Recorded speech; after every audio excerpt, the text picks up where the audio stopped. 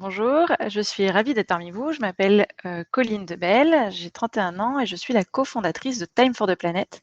Et donc aujourd'hui, je suis censée être le super-héros qui vous aide à sauver la planète. Donc, je suis ravie de savoir que vous êtes tous intéressés par ce sujet. Euh, L'idée, c'est que je vais faire une petite présentation de ce qu'est l'aventure Time for the Planet et de comment vous pouvez également être impliqué dans cette aventure collective. Et puis, je prendrai quelques questions dans le chat dans la deuxième partie de cette présentation. Alors, donc qui je suis plus en détail et pourquoi je vous propose de sauver la planète? Eh bien, moi, je suis entrepreneur depuis que je suis à l'école. J'ai créé une première boîte, il y a 8 ans maintenant, dans la démocratisation de la culture, donc rien à voir avec la planète. Et j'ai découvert que l'entrepreneuriat, ça pouvait permettre de résoudre des problèmes sociétaux, puisque j'avais créé une boîte qui s'appelait Artips, qui avait pour but d'envoyer à 1 million de personnes des petites anecdotes sur l'histoire de l'art pour rendre plus accessible la culture. Cette boîte fonctionne très bien, mais je l'ai revendue il y a 2 ans après avoir pris conscience du niveau d'urgence climatique, en tout cas du dérèglement climatique. C'est un peu une grosse baffe quand on comprend ce que plus 2 degrés veulent vraiment dire et que ce n'est pas un sujet de météo, mais un sujet de climat. Et que plus de degrés, ça veut dire par exemple des étés où il fait 50 degrés à Lille et plein d'autres petites choses très sympathiques comme ça. Et je me suis dit que je ne pouvais pas continuer à travailler, à vivre ma vie comme si de rien n'était. J'étais pas seule, on s'est retrouvés à 6 entrepreneurs, la trentaine, pareil, et on s'est dit: «Qu'est-ce qu'on peut bien faire?» On a un espèce d'énorme tsunami climatique qui nous arrive dans la figure et on se sentait hyper démunis. Alors, on avait essayé de voter un peu différemment, on avait essayé de changer nos petits gestes du quotidien. D'ailleurs, il y a un de nos slogans qui s'appelle «Pisser sous la douche ne suffira pas», qui volontairement un peu provoque. Mais l'idée, c'est de se dire, évidemment, les petits gestes du quotidien sont indispensables, mais il va falloir être beaucoup plus gros bras, beaucoup plus super-héros, pour reprendre la thématique du jour, pour y arriver. Et c'est pour ça qu'on a décidé de créer Time for the Planet, qui est justement un véhicule qui a pour but d'être une solution et de répondre à ce grande problématique.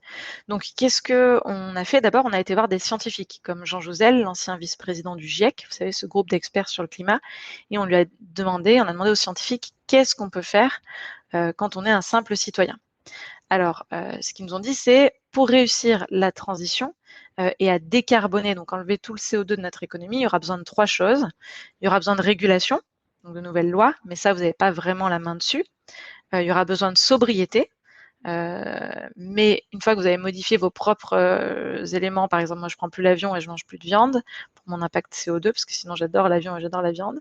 Eh bien, je ne peux pas faire grand-chose de plus. C'est difficile de convaincre 7 milliards d'êtres humains de faire comme moi, surtout si on n'a qu'une seule génération pour réussir. Et réussir, ça ne veut pas dire commencer à faire des trucs, ça veut dire que les trucs qu'on a fait maintenant ont fonctionné.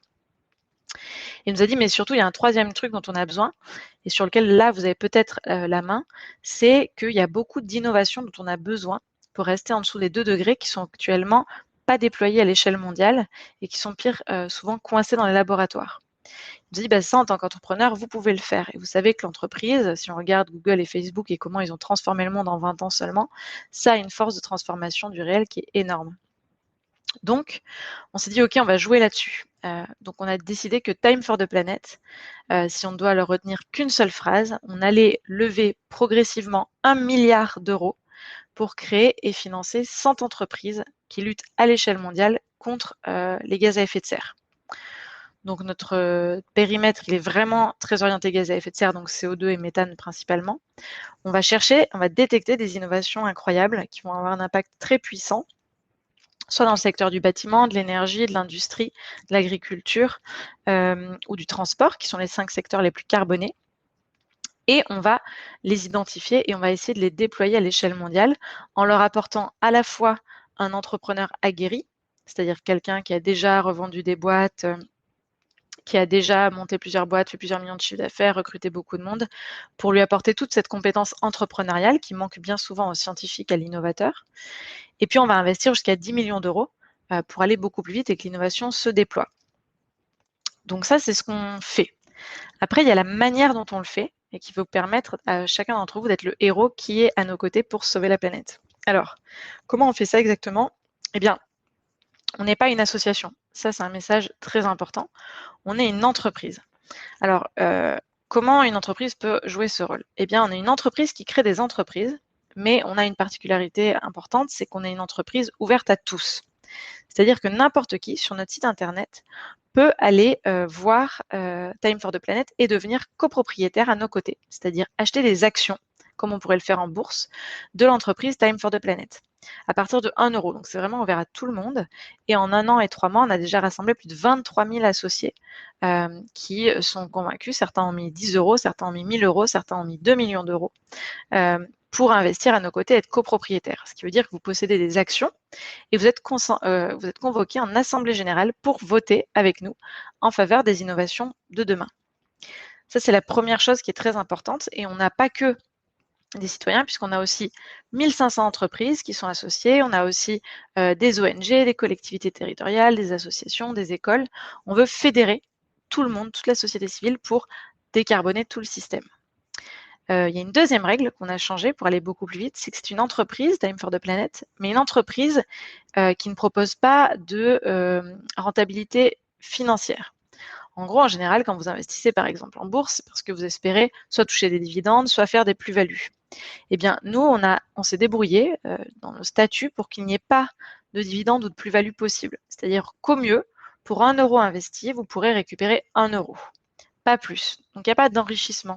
Et c'est pareil pour nous, les cofondateurs, on a les mêmes parts que tout le monde et en plus, nous, on ne se paye pas. Donc, autant vous dire que nous, il y a même un appauvrissement de notre côté. Mais bon, passons. Et du coup, l'idée, c'est de ne pas proposer une performance financière, mais une performance environnementale. Pour ça, chaque année, il y a un cabinet indépendant qui va mesurer le nombre de tonnes de CO2 non émises par toutes les entreprises qu'on a créées.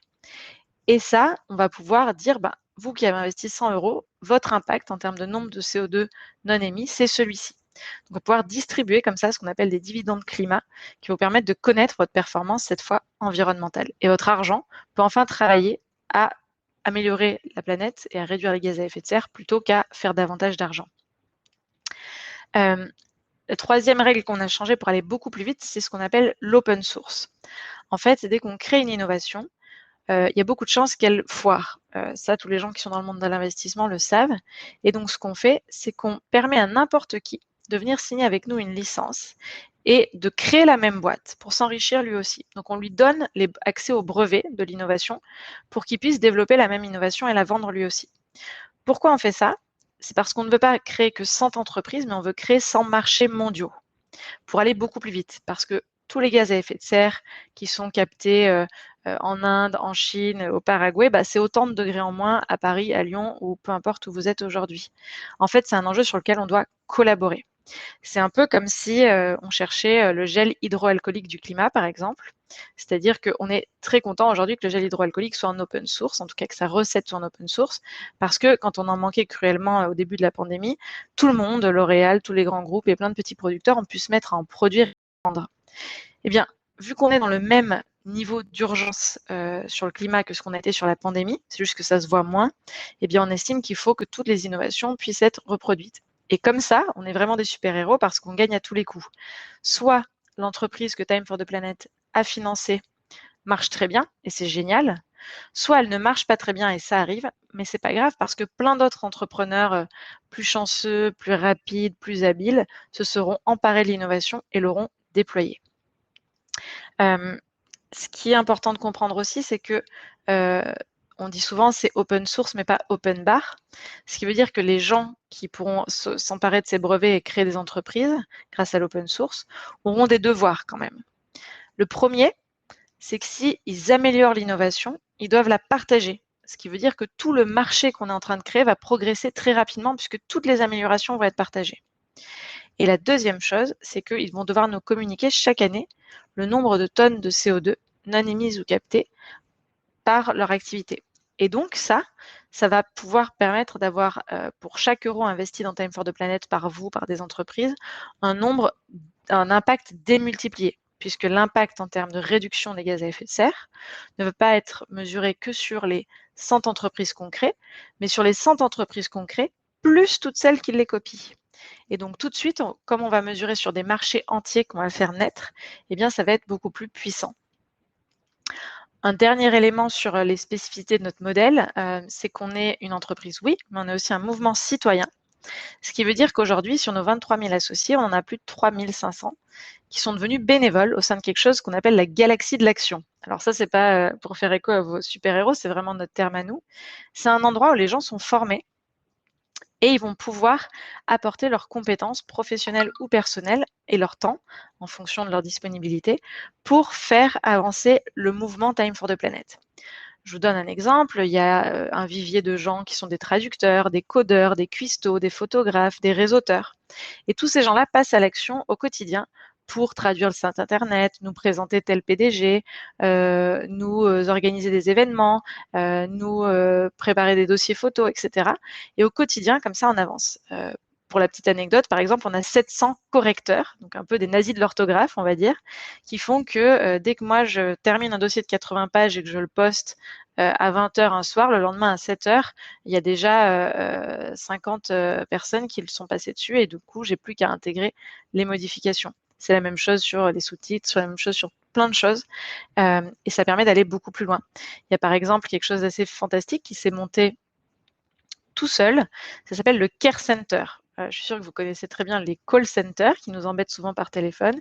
Eh bien, le Care Center, ce sont des gens qui vont au quotidien aller appeler tous les nouveaux associés, puisqu'on en a plusieurs centaines chaque jour, pour les remercier d'être devenus associés et pour leur proposer de répondre à leurs questions s'ils en ont. Donc, ils ont vraiment un accueil chaleureux et personnalisé. Et ça, c'est une idée qui a été émise par la Galaxie de l'Action pour aller beaucoup plus loin. Ce qui est intéressant aussi, c'est que comme on a tout le monde dans Time for the Planet, eh bien, on va pouvoir déployer nos innovations très rapidement. Je vous donne un exemple. Je discutais avec le PDG d'un très grand groupe de distribution de produits pour la maison. Il me disait, mon plus gros problème dans la vie, c'est que je suis le plus gros vendeur de climatiseurs. Or, les climatiseurs, vous le savez sans doute, c'est très très mauvais pour la planète. Il me disait, bah moi, ça pourrit mon rapport RSE, ça pourrit la planète, sauf que si je m'arrête de vendre des climatiseurs, il y a plein de personnes qui vont avoir beaucoup trop chaud, notamment des personnes âgées. Et c'est pas acceptable non plus. Donc, il a un problème. Il m'a dit, bah moi, là, si Time for the Planet me trouve enfin un climatiseur sans gaz à effet de serre, eh bien, moi, non seulement je vous fais toutes les études marché, je vous mets en avant dans tête de gondole dans tous mes magasins dans toute l'Europe. Et en plus, comme vous aurez parlé de cette innovation à vos aujourd'hui 23 000, mais bientôt 50 000, 100 000, 1 million de personnes, c'est autant de gens qui potentiellement vont tout de suite aller acheter ce produit quand ils réfléchiront à acheter un climatiseur.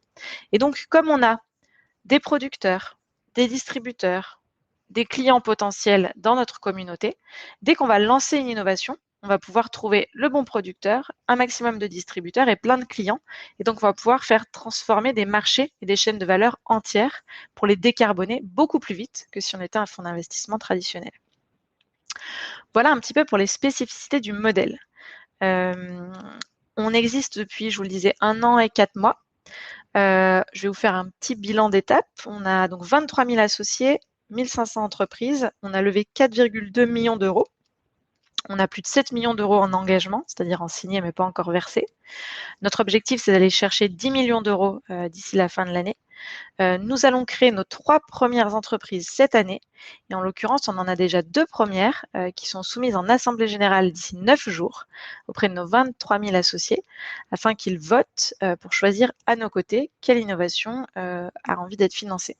Ça, je pourrais en revenir si j'ai des questions dans le chat là-dessus. On a une innovation qui est plutôt sur le sujet des batteries et on a une innovation qui est plutôt sur le sujet de la captation du carbone via une innovation de type low-tech.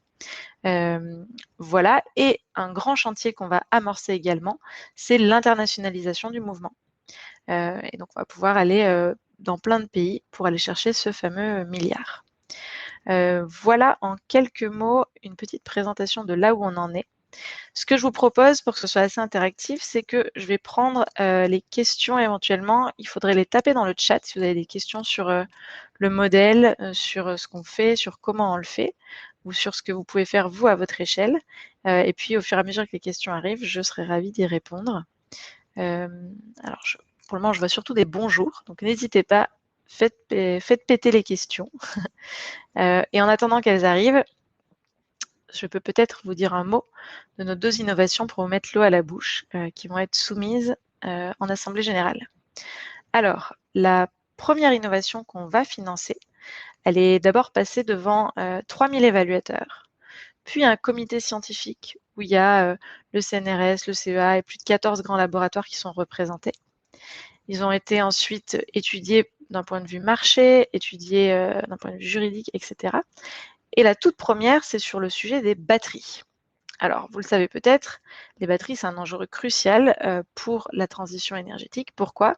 Parce qu'aujourd'hui, 80% de l'énergie qu'on utilise, elle est d'origine fossile, c'est-à-dire pétrole, charbon et gaz. Il n'y a que 20% qui vient d'ailleurs, en gros, du nucléaire, des éoliennes et des panneaux solaires.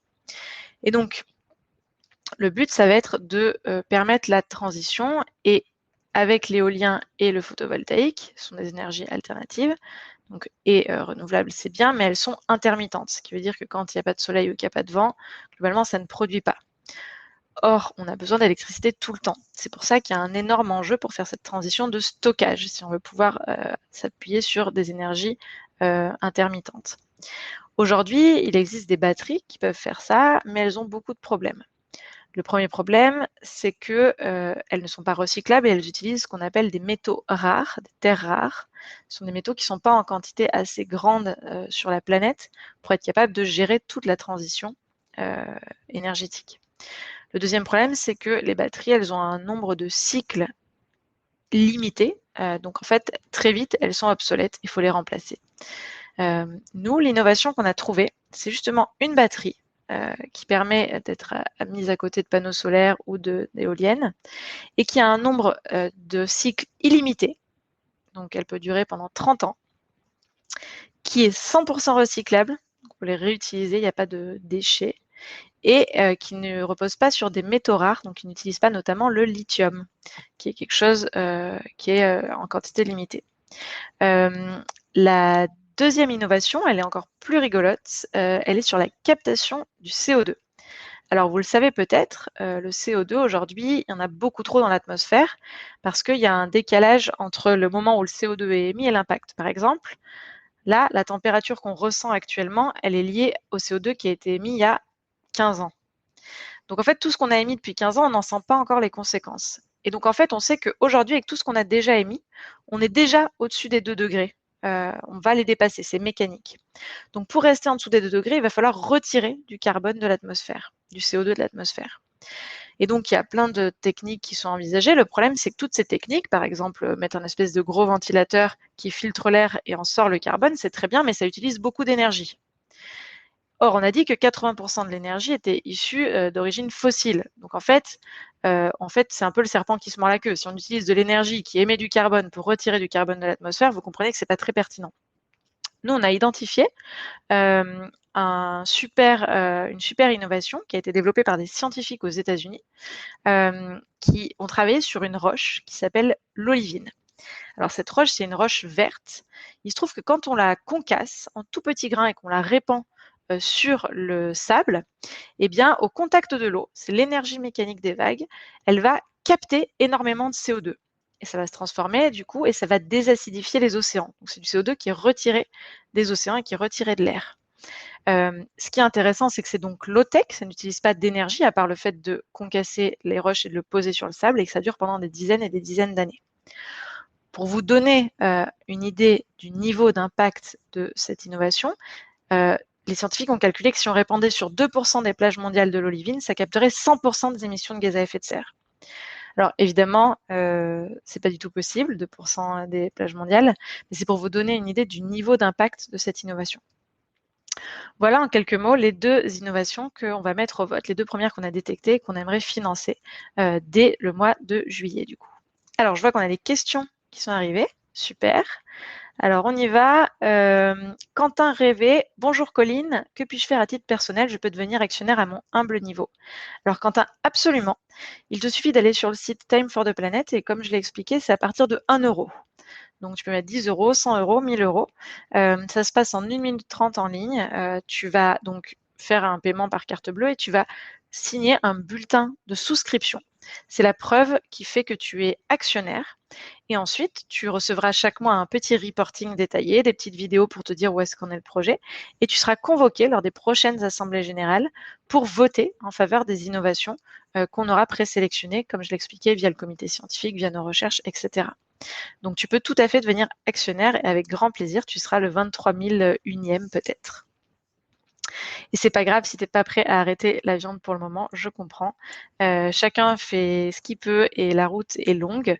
Et donc, chacun fait la transition. Et le pire, c'est de faire des trucs sur lesquels on essaie pendant 2 semaines et d'être un héros alors qu'on n'y arrive pas. C'est très frustrant. Il vaut mieux faire les étapes petit à petit et arrêter les choses quand on s'en sent capable pour que ça traîne dans la durée. Parce qu'évidemment, ça sert à rien d'arrêter la viande pendant 2 semaines. Olivier Roberge. Avez-vous des spécialistes dans votre galaxie capables d'analyser le fonctionnement d'une entreprise et de la conseiller dans le cadre de la transition, voire de l'aider à innover dans son domaine d'activité? Alors, on ne fait pas ça. C'est-à-dire que la galaxie de l'action, elle sert uniquement à faire grandir Time for the Planet. On a aujourd'hui, comme je vous le disais, 1500 entreprises qui nous ont rejoints. Il y a des entreprises très vertueuses, des entreprises pas du tout vertueuses, des entreprises qui sont vraiment dans une démarche de faire la transition. Et nous, on ne vient pas les aider. On ne fait pas une évaluation d'entreprise, etc. On ne sélectionne pas ceux qui nous financent. On propose juste un moyen d'avoir un impact en tant qu'entreprise, un impact environnemental et le plus d'impact possible par euro investi. C'est ça qu'on propose. Après, il y a des tonnes, je sais, sur Internet, il y a des tonnes de cabinets qui pourront vous accompagner là-dessus, mais c'est vraiment pas le rôle que joue Time for the Planet. Franck, pour les batteries, la promesse semble révolutionnaire. Eh bien, je suis absolument d'accord avec vous. Et donc, si vous allez voir à partir, je pense, du mois de septembre, on va faire une grande présentation de nos 2 innovations. Et donc, il y aura un grand événement et vous pourrez tout savoir à ce moment-là, puisque ça aura été voté, qu'on aura réalisé l'investissement. Jean-Marc Valverde, est-ce que ces batteries nouvelle génération pourraient être utilisées dans le monde automobile? Alors, oui, mais attention, il y a 2 grandes typologies de batteries.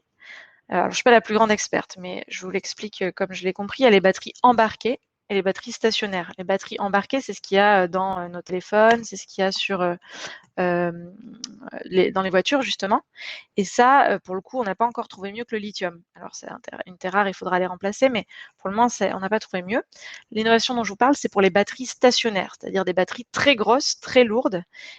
Donc oui, elles sont utiles dans le monde automobile, mais pas pour être dans les voitures, plutôt pour être dans les endroits où on recharge les voitures. Pourquoi? Parce qu'en plus, cette batterie, elle a un truc génial, c'est qu'elle a une charge lente et une décharge rapide. Or justement, quand on vient recharger sa bagnole électrique, on n'a pas envie d'y rester 3 plombes, parce qu'évidemment, on a du trajet à faire. Et donc l'intérêt de ces batteries stationnaires, c'est qu'elles vont mettre longtemps à se charger, mais ensuite, quand une voiture viendra recharger la pompe électrique, eh bien, en fait, elle pourra y passer très peu de temps, puisque la décharge est rapide.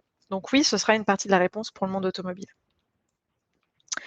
Alors, le rapport poids-énergie, tout ça est dans une note d'investissement qui a été envoyée à l'ensemble de nos actionnaires. Et donc, quand tu seras actionnaire, tu verras qu'à chaque fois qu'on propose d'aller dans une innovation, il y a une trentaine de pages qui est fournie à l'ensemble des actionnaires et ainsi qu'une synthèse de 6 pages pour ceux qui ont moins le temps, où tous ces éléments scientifiques, le retour des comités scientifiques, le retour du marché, etc., est expliqué de manière très ludique et pédagogique. Et donc, je sais qu'il y a cette information là-dedans. Donc là, moi, je ne l'ai pas en tête, évidemment, mais c'est le genre d'information qu'on fournit pour que tu sois en capacité de te prononcer sur l'innovation. Alors, Pedro Sousa, sur quel pourcentage des plages penses-tu pouvoir distribuer cette roche? Quel est l'objectif raisonnable de cette innovation low-tech? Alors, c'est tout l'enjeu d'investir un premier ticket dans cette innovation. Pourquoi? Parce que cette innovation, aujourd'hui, elle a été uniquement développée par des scientifiques. On sait qu'il y a des plages d'olivine déjà naturelles, il y en a à Hawaï par exemple, mais toutes les retombées pour le moment ont été mesurées en laboratoire. Pourquoi? Parce que ce sont des scientifiques qui ne sont pas du tout dans le monde entrepreneurial et qui ne savent pas comment aller obtenir les autorisations financières, les autorisations politiques, les autorisations avec les autres laboratoires d'autres pays pour faire des tests in situ. Et donc toute la première phase de cette innovation, ça va être de pouvoir obtenir les autorisations politiques pour déployer sur 2, 3, 4 plages tests et pouvoir faire des mesures in situ réelles de vraiment ce qui se passe, des interactions avec la biodiversité, etc., de tester sur quel type de plage c'est le plus efficace. Bref, de pouvoir transformer cette idée testée en laboratoire en véritable concept. Et donc c'est ça qu'on vise à faire. En investissant un premier ticket. Donc, on ne va pas mettre 10 millions tout de suite, on mettra sans doute plutôt 1 million, histoire de monter une petite équipe qui va tester ça. Et ensuite, une fois qu'on a validé tous ces aspects, notamment les interactions avec la biodiversité, eh bien, on pourra réfléchir et rentrer dans une discussion beaucoup plus importante de passage à l'échelle, sachant qu'en plus, ce n'est pas forcément que sur les plages, ça peut être sur les fonds marins avec peu de profondeur. Donc tout ça est à déterminer et donc l'objectif sera davantage fixé quand on connaîtra davantage un petit peu l'impact en fonction des différents lieux où on l'aura testé. Alors, Antoine, très intéressant cette nouvelle technologie de batterie recyclable avec cycle de recharge illimité. Quel est le délai de commercialisation? Alors, il y a un prototype qui a été mis en place et donc là, l'idée, c'est de faire sur l'année et demie qui vient une pré-série. Mettre une petite usine pour commencer à faire une pré-série avant de faire le montage d'une grosse usine une fois qu'on aura installé chez pas mal de clients. Et là, c'est déjà déployé chez un client. Et le but, c'est d'aller beaucoup plus loin et beaucoup plus vite, d'où la nécessité de rajouter un entrepreneur aguerri qui saura faire ça beaucoup plus rapidement que de simples scientifiques qui sont des génies, mais dans leur domaine. Franck Bonnard, Lourdes, ça reste intéressant pour stocker l'énergie à la maison. Tout à fait, Franck Bonnard, cette batterie a tout à fait le potentiel pour stocker l'énergie à la maison, l'énergie des usines en entier, l'énergie de ce que je disais de centrales d'éoliennes et de centrales photovoltaïques. Donc oui, c'est assez révolutionnaire. Et après, il faut effectivement faire différentes tailles en fonction des usages avec un pricing adapté absolument. Et donc, c'est ça, c'est l'objet d'avoir un entrepreneur aguerri qui puisse faire ça. Ok, bon, sinon j'ai plus de questions. Si vous voulez m'envoyer une dernière petite question, il nous reste encore 3 minutes, je serais ravie d'y répondre. Et sinon, effectivement, si vous voulez contribuer à votre échelle, n'hésitez pas à aller sur notre site, donc time-du6planète.com. Il y a énormément d'informations, d'éléments de présentation, il y a des petites vidéos, on fait des lives aussi sur LinkedIn pour répondre à toutes les questions. Il y a des dossiers très très complets qui expliquent l'investissement, qui expliquent notre politique, notre méthode de sélection. Bref, vous trouverez vraiment tout. Vous verrez aussi la liste de tous les actionnaires. Peut-être que vous retrouverez des amis parmi eux. Vous pourrez vraiment comprendre comment vous pouvez vous aussi être un héros à nos côtés pour sauver la planète. N'hésitez pas à aller faire un tour.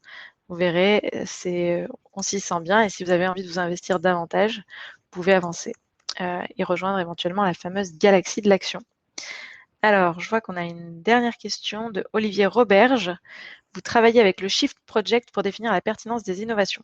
Alors, non, on ne travaille pas avec le Shift Project, on les connaît bien, le Shift Project, on travaille notamment avec les shifters pour former nos associés aux enjeux et aux activités qu'ils peuvent transformer dans leur vie. Donc ça, on travaille avec eux. On a des membres du Shift Project qui sont membres de notre conseil scientifique. Donc effectivement, sur les 14 membres, il y a un membre qui est issu du Shift Project, avec Eric Berger. Donc ça, oui.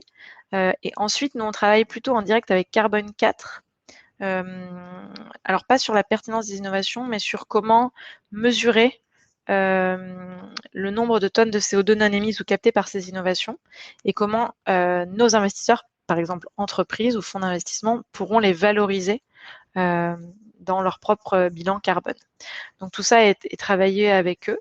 On les connaît très bien. Moi, j'étais moi-même shifters, donc je vois bien et je trouve ça formidable ce qu'ils font. Donc, on est extrêmement complémentaires avec le Shift Project. Hop, je vois qu'il reste 1 minute. Je vois que Franck a partagé l'adresse de timeplanet.com, donc c'est génial. N'hésitez pas à aller faire un tour. Angélique dit merci beaucoup, très intéressant. Merci à vous surtout de m'avoir accueilli. J'espère que je vous retrouverai nombreux associés à nos côtés. N'hésitez pas à en parler autour de vous. Ça fait toujours... c'est pas mal. Et puis allez voir sur LinkedIn aussi si vous voulez nous suivre. On a une jolie page LinkedIn avec beaucoup de monde. Et c'est là où on parle le plus de tout ce qu'on fait pour Time for the Planet. Et Franck dit merci pour cette conf passionnante comme toujours. Franck, m'as-tu vu dans une autre conférence? Bon, et bien en tout cas, merci à tous. Et puis c'est tous ensemble qu'on pourra y arriver. C'est pas vrai qu'on est impuissant et qu'on peut rien faire. C'est pas vrai que il n'y a que les Chinois et les États-Unis qui pourront avoir un impact. Si on s'y met tous collectivement, on peut avoir un impact complètement hors norme. Et c'est chouette que la société civile s'empare de ça. C'est la plus belle et la plus grande aventure que l'humanité peut vivre collectivement. Elle est terrorisante et en même temps c'est face aux plus grands défis qu'on invente les plus belles choses. Donc, rejoignez-nous. Ce sera une belle aventure, on vous promet. À bientôt et merci à tous.